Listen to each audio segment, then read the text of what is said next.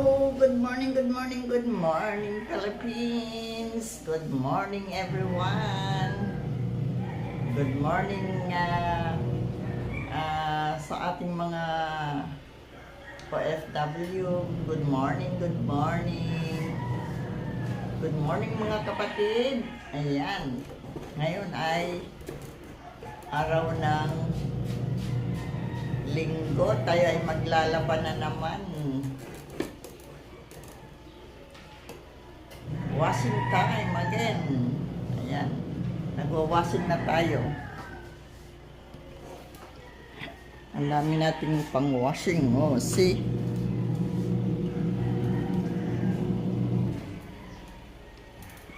Pakita ko sa inyo ang aking pag-washing. Ayan. Ang ating labahan. Ang dami. Inuna ko muna yung puti. Ayan. Yan yung aking beadings na puti. Inuna ko muna para hindi siya mahawa ng ibang kulay. Tapos mamaya dyan natin i-dryer. Yan ang ating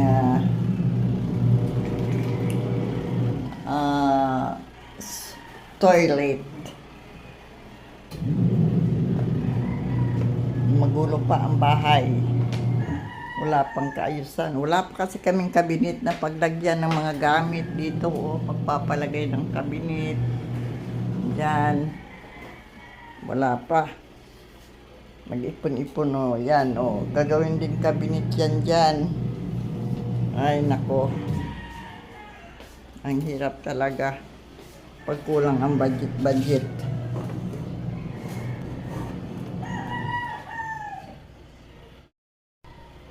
Mahirap pag kulang ang budget.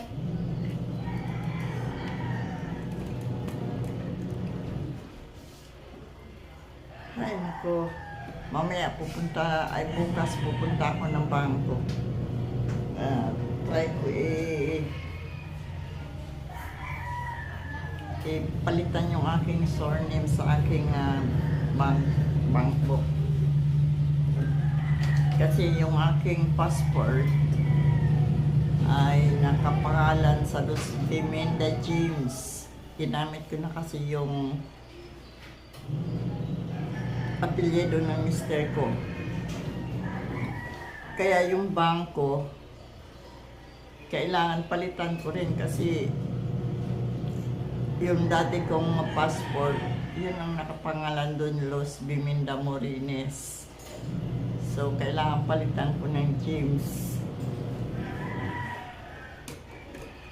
Ay, nako, hirap. Daming gawain. Nai-stress ako sa pag-apply ng visa. Kasi napakamahal ng spouse visa, napakamahal ng babayaran mo sa visa. Kalahating milyon. Yun lang visa, wala pa yung ibang babayarin. Ang hirap. Nakaka-stress kasi every time na last year nag-apply ako ng visit visa, sabi sa akin doon sa agency pwede daw 2 years visitors visa. Hindi naman pala pwede yung 2 years visitor visa. Sinabi kaya ako na-refuse. Sinabi ng embassy na hindi pwede yung 2 years visitors visa. Tapos nag-apply naman ako ulit visit visa for 6 months. Na-deny na naman, ay na-refuse na naman. Sabi ko, nakakapanghinayang ng pera pa. Siyempre, yung mister ko, nagde-depend lang din sa pension niya dahil na nga siya, senior na. Tapos yung visa, lagi lang nare-refuse. O di sayang, wala namang refund yung visa. Pag nagbayad ka ng refund, wala nang wala nang tawag doon. Wala nang balikan ang bayad sa visa. No refundable na. Kaya nakakapanghinayang. Meron mo magkano yung una kong binayad? 60,000 for 2 years visitor visa. Oh, sumunod naman 30 for visit visa. Ano ba yan? Laging nare-refuse.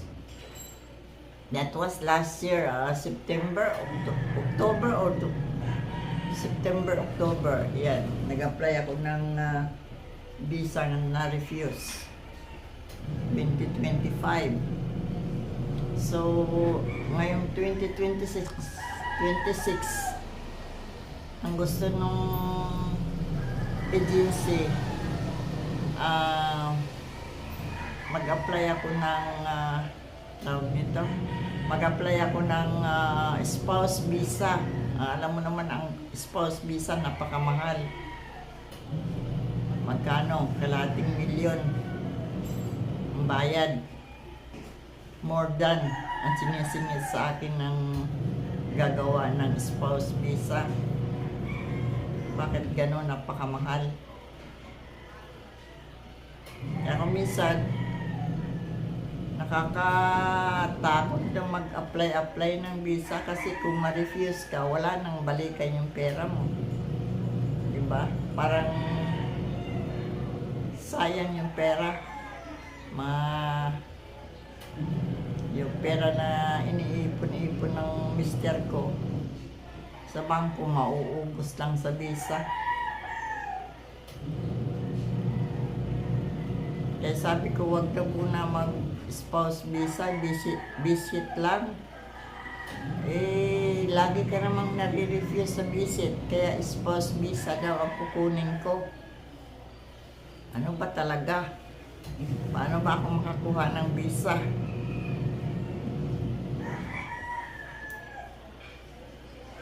Nakapunta naman ako noon kaya lang sa pangalan ni Luz Biminda Morines, nakapunta ako doon sa UK. 6 na buwan lang. Ngayon, nung pinalitan ko yung passport ko, nag-apply ako ng visitor visa, sabi pwede daw 2 years. Kaya nag-apply ako for 2 years. Hindi na pa pala po pwede yun, mga buisit na mga agency na in-applyan ko, parang niloko lang ako dun Tapos nag-apply ako ulit, visit visa for 6 months. Na-refuse again. Ano ba talaga?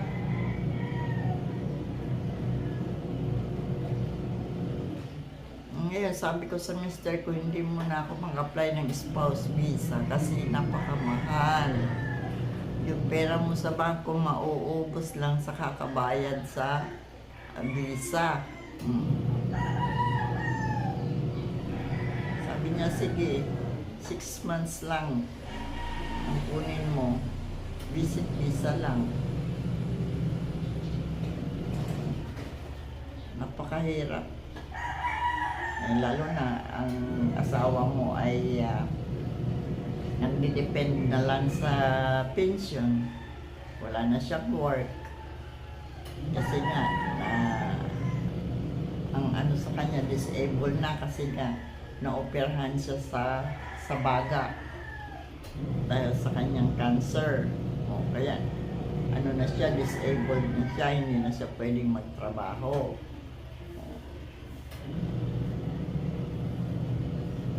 Kaya napakahirap Gustuhin ko man pumunta, ang inaalala ko, yung pag na-refuse ako, sayang ang pera.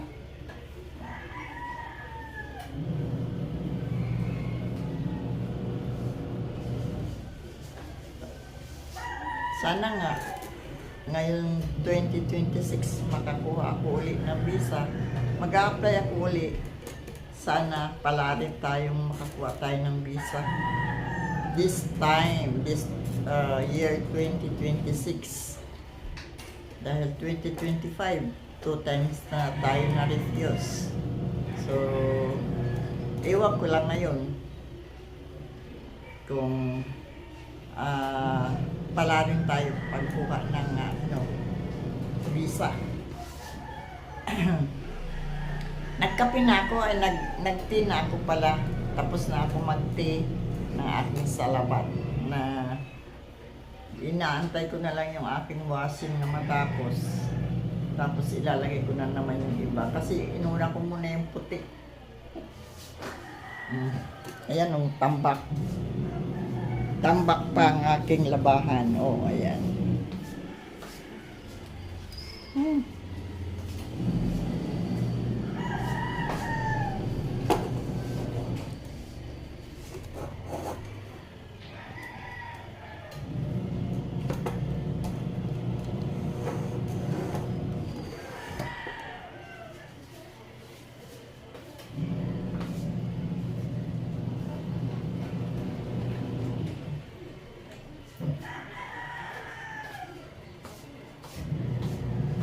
Ano naman natin mag-map maya-maya.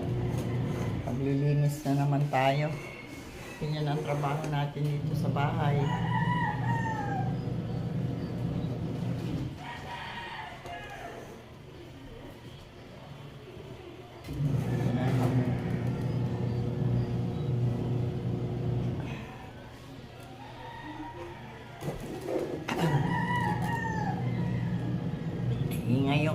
May ngayong kapitbahay natin, may sound.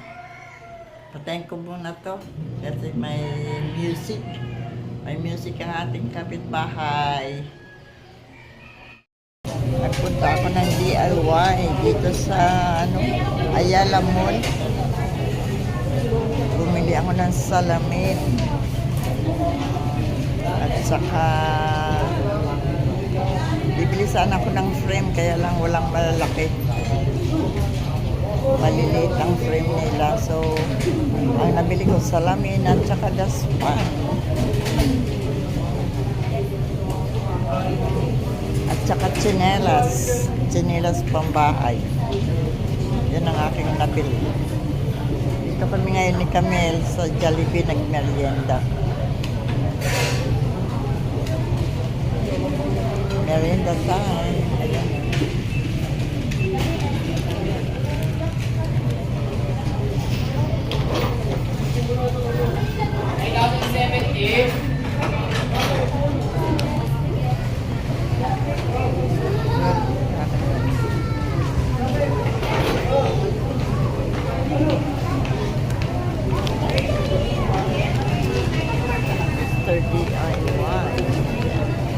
DIY. Always. Kano?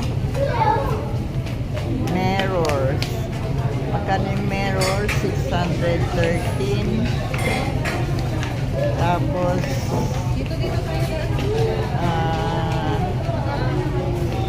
broom.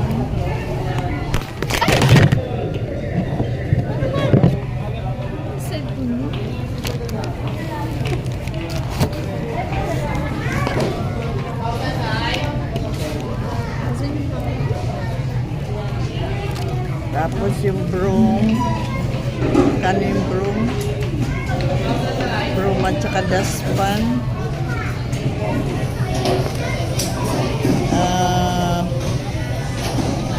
249. At saka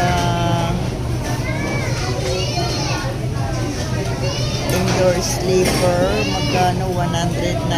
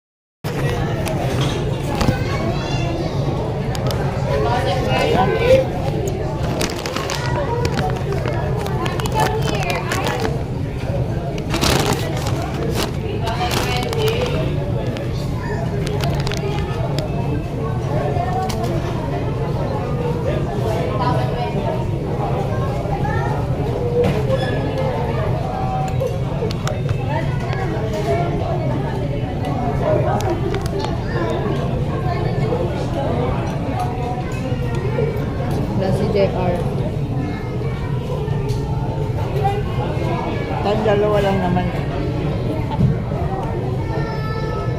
Dami mo ito.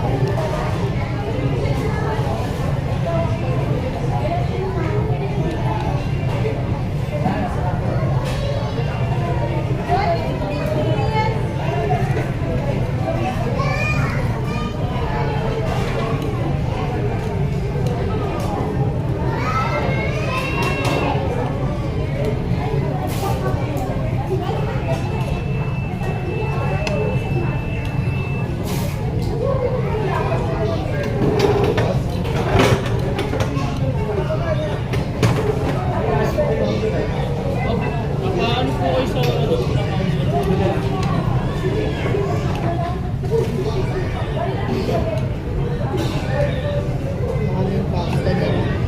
Malabsa. Malabsa.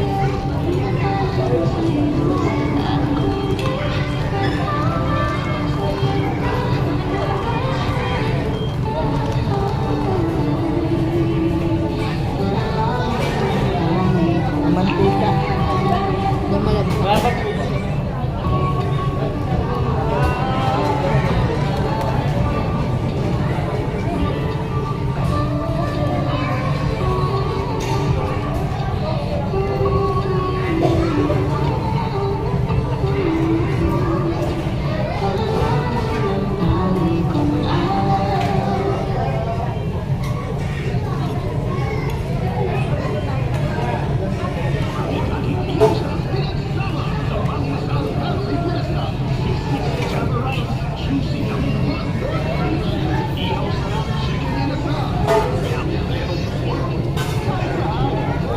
Init pa rin sa labas.